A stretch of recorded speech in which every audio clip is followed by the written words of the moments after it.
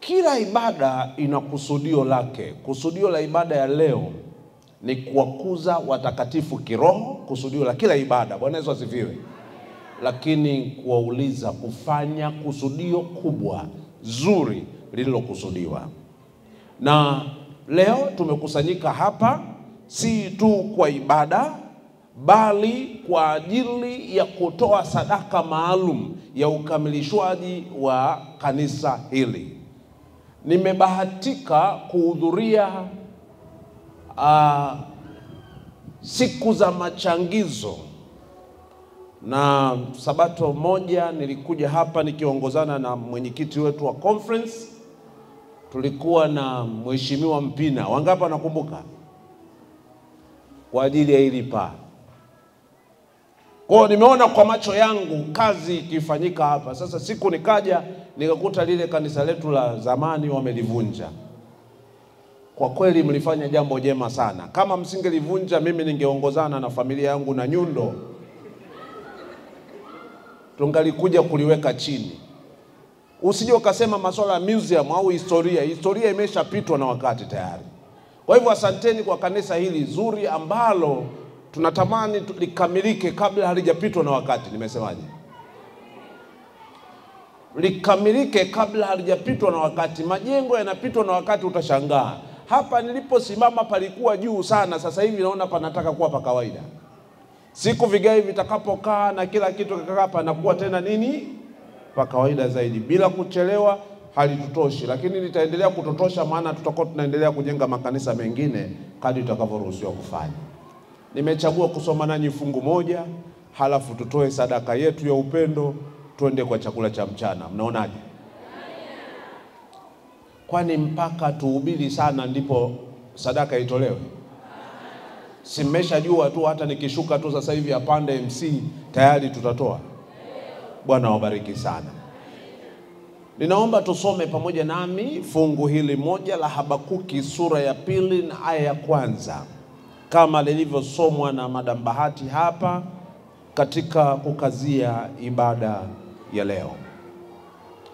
Habakuki sura ya 2 na aya ya 1 ina maneno yafuatayo, lakini naomba nisome na kukaza fungu hili la mbaraka siku ya leo.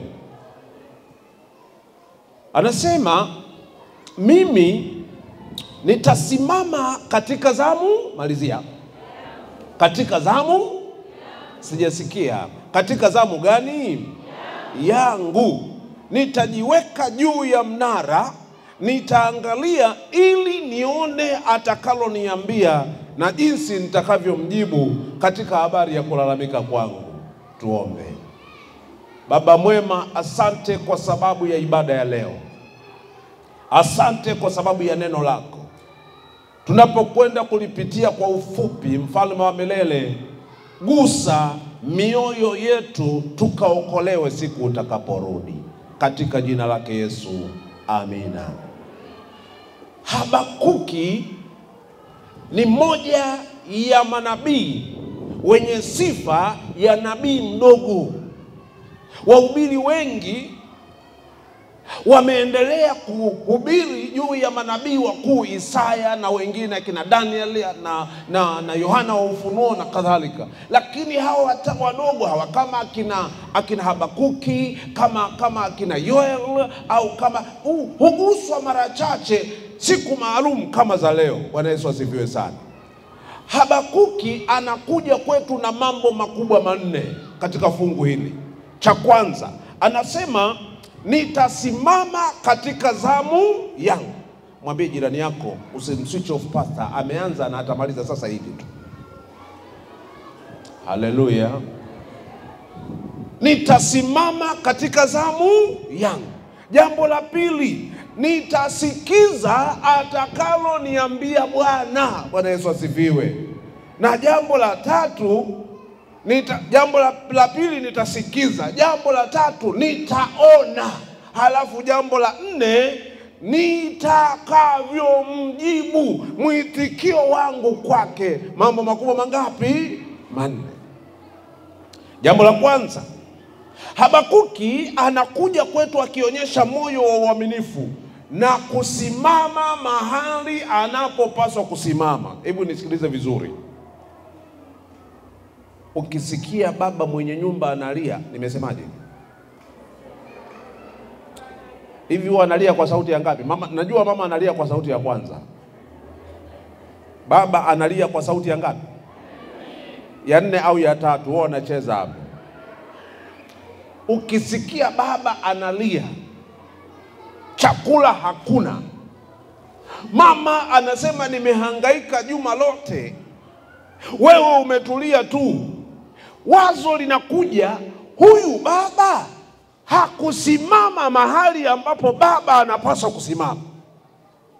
Hajasimama kwenye zamu yake, hajawajibika. Kwa maneno mengine, nitasimama kwenye zamu yangu.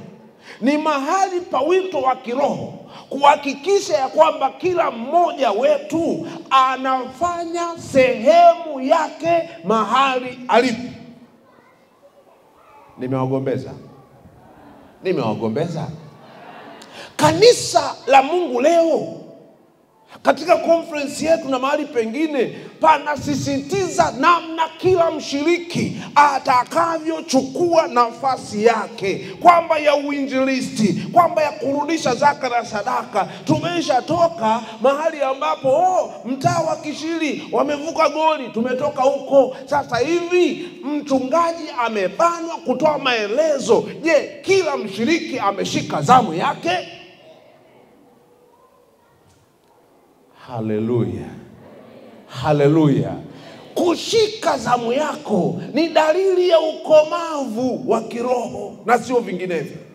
Kushika nafasi yako kwenye uinjilisti, kushika nafasi yako kwenye kusisitiza na kusimamia habari ya image change, inatia moyo kiasi gani? Nilitiwa moyo nikazungumza sana juu ya kisima cha ubatizo hiki nilichokizindua kwa ubatizo mwenyewe kwenye kambi moja. Mnakumbuka au mnasahau? Mbona mimi nakumbuka. Mnakumbuka? Kisima chenye taa ndani hichi. Nikawapa big up sana, kwa sababu watu fulani mahali fulani nilikwenda kwenye makambi kwao, wakasema mchungaji tunabatizia ziwani. Nikasema nini? Tunabatizia ziwani. Nikauliza ziwa gani? Wakasema si ziwa Victoria. Nikasema we. Taarifa nilizo nazo, kila hatua 10 kwenye pwani ya ziwa Victoria utakutana na mamba, aidha mamba mzee,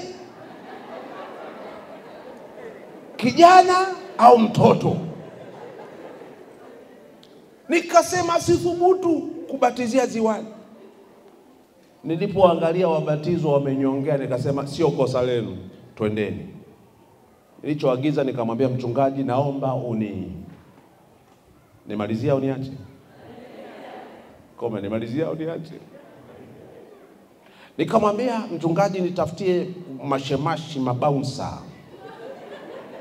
kama 20 hivi. Akaniuliza kwani kuna mtu mwenye mapepo anaenda kubatiza? Nikasema hapana, nitafutie, tutaongozana. Tulipofika ziwani nikawapanga kila mmoja na nafasi yake. Haleluya. Kwa hiyo wakanizunguka, haleluya. Nikasema ni afadhali shemashi achukuliwe na mamba kuliko mchungaji.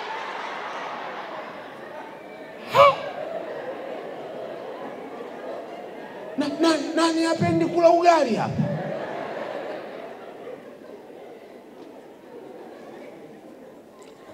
Ubatizo uliisha, nikamtukuza Bwana, kila mmoja alishika nafasi yake. Imekaa sawa. Ndugu na dada, ngoja nikwambie, hakuna ambaye atasimama kwa uzembe kwenye nafasi yake kabakia yuko salama sasa na baadaye. Haiwezekani. Haiwezekani ukafanya uzembe katika nafasi yako. Hata wanakwaya wanawaambia, kipata safari kama hii, mwanakwaya maarufu huwa abaki hata siku moja, hata akikosa nauli tutamlipia tu. Ila ukisikia wewe ni mwanakwaya unasema nimekosa nauli, wanakuambia tutakukuta tukirudi. Wewe hasara. Hujashika nafasi yako. Yaani kinachotakiwa leo, usiwe mzembe kwa chochote. Haleluya. Habakuki anasema nitasimama kwenye zamu yangu. Haleluya. Jambo la pili, nitasikiza kile atakachoniambia Bwana. Bwana ametuambia hivi, watu wa Kishiri na majirani na marafiki zetu. Bwana amesema hivi, na wanifanyie nini? Patakatifu, ili mimi Bwana nipate kukaa katikati yao. Haleluya. Si baada ya maombi imefanyika hapa, ndipo mahali sahihi pa kufanyika. Panapaswa kukamilishwa kwa uzuri na ubora wote. Na kwa kweli tunampatia Mungu utukufu. Bwana Yesu asifiwe sana. Tunampatia Mungu utukufu mahali bora anapokutana pamoja nasi. Nilipohamishiwa pastor kuhama Kupo, pastor, nilipohamishiwa Dodoma, nimetoka chuo kikuu cha Arusha na degree yangu mbichi kabisa, mwaka 1900 watu watatafuta kujua ni lini. Nimekanyaga tu pale, nikakuta kanisa liko kwenye hali hii. Dodoma ndio hapa ambapo bunge linafanyika, ndio. Halafu mmoja wa washiriki wangu alikuwa mbunge. Nikasema haiwezekani, haimpi Mungu. Bwana Yesu asifiwe. Nikasema nitasikia sauti ya Bwana inachoniambia kuhusiana na hili. Ibada ikabadilishwa mara moja, nikatangaza sadaka maalum ya kutengeneza mahali pa Bwana. Haleluya. Haikupita miezi 2-3 tukaomba conference waje waweke wakfu kanisa. Bwana Yesu asifiwe. Rafael, unahamisha kabisa mawe ya mwenzio. Haleluya. Nachotaka kusema ni kwamba sikiza sauti ya Mungu. Ukiona unasikia kuridhika, kusikia sauti ya Mungu si kuishi kwa hisia zako, ni kuishi kwa sauti ya Mungu kupitia kwa neno lake. Yaani ukiona wewe uko comfortable mahali hapo, hebu angalia chini. Mahali hapo uko comfortable, hujasikia sauti ya nani?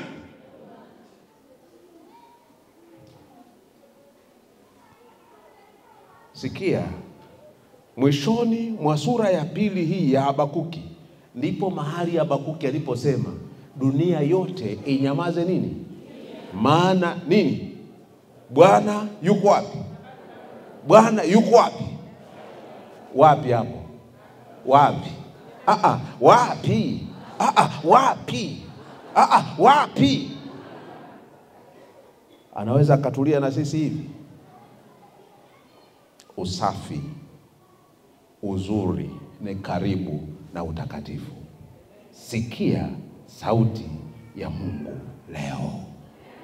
Anasema si tu nitasikia, nitaona. Yaani si kusikia tu. Bwana hatamani mtu asikie tu. Nabii Habakuki anasema sitasikia tu, nitasikia ili nione. Sikiliza nikwambie, nani huyu?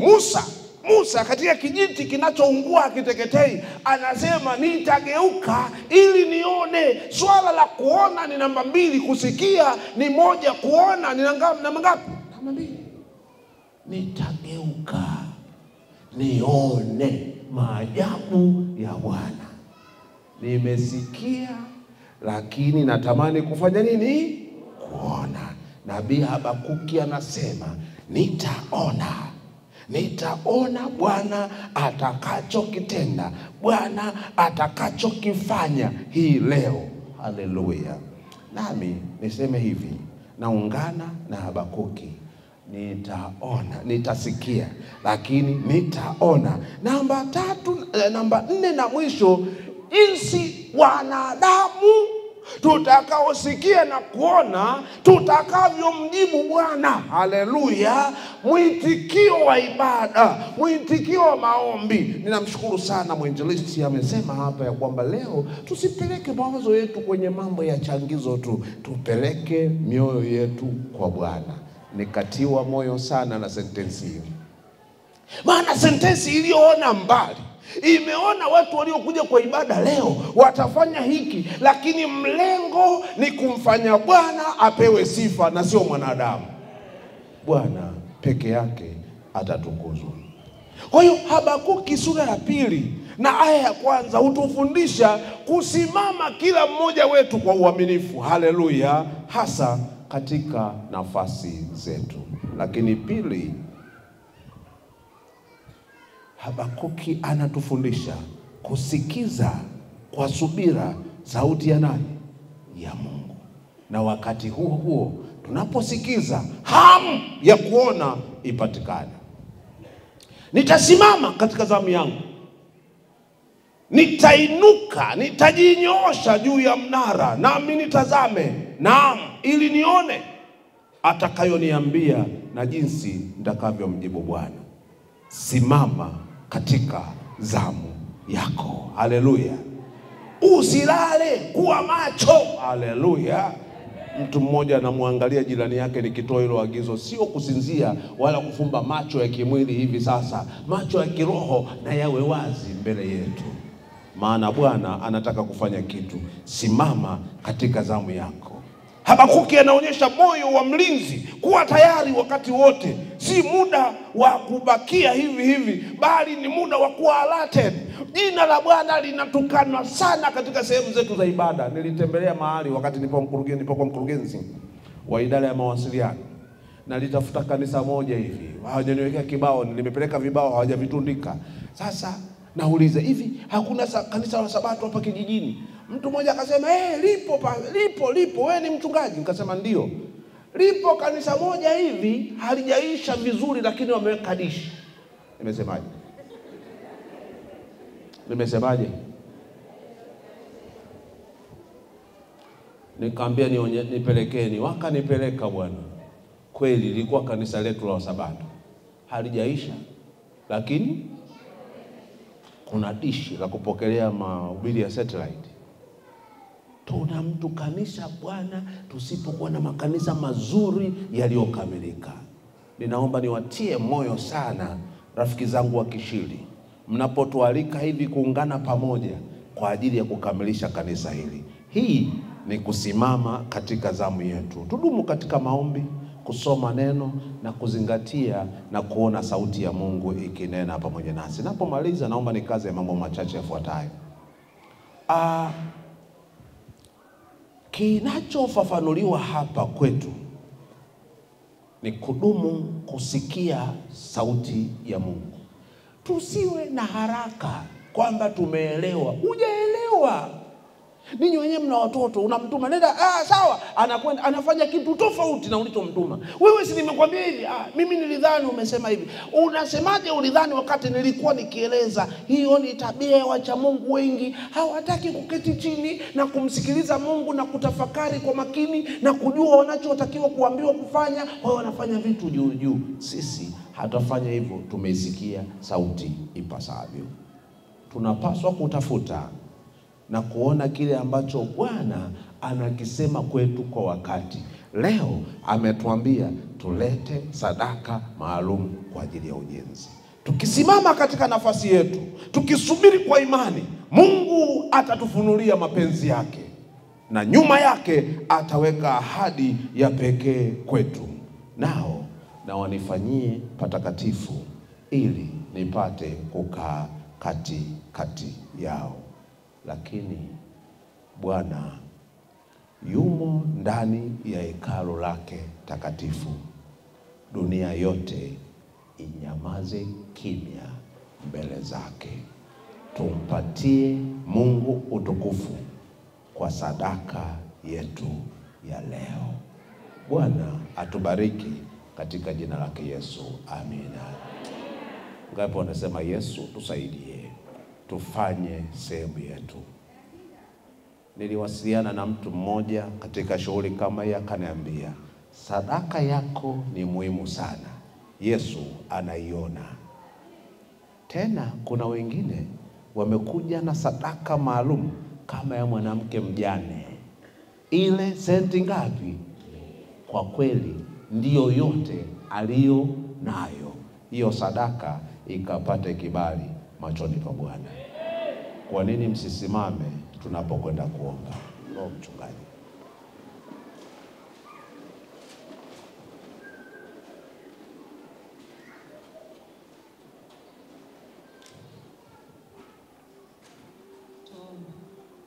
Haleluya. Mtakatifu unaishi mahali pasipo mbinguni, tunakushukuru Baba kwa kuwa uko pamoja nasi. Asante kwa somo letu leo mchana wa leo, kwa msaada katika maisha yetu ya kiroho. Lakini tunapoanza Baba kwa ajili ya kutoa, tunaomba Roho Mtakatifu atawale katika ukumbi huu, kila mmoja wetu ajihoji ndani ya moyo wake, na matoleo yatakapotolewa sifa na utukufu kurudie Mungu wa mbinguni. Amen. Tunajikabidhi mikononi mwako, ni katika jina lako Yesu. Amina. Amen.